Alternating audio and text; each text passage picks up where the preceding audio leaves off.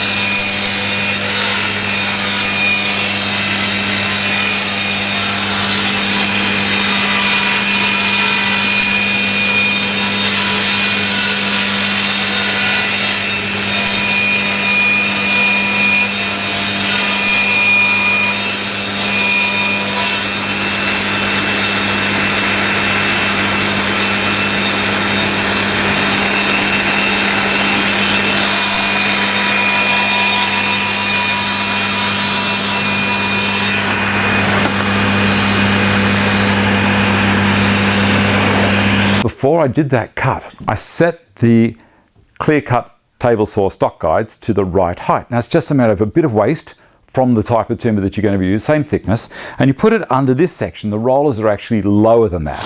So they're down around about 5mm lower, and they are spring loaded. See this? So that takes up all of the play, and it doesn't make it so rigid that you can get it out if you absolutely need to. So they've built all this safety factor into it. I can put these at any point I want along the track, so I can slide it along, forwards, backwards, wherever I need. One of the things that JessEm stress is that you, on your outfeed roller, which is this one here, that you don't bring it out past the cut. I'm going to take the blade guard off for the moment, and I'll show you why. I love my inserts.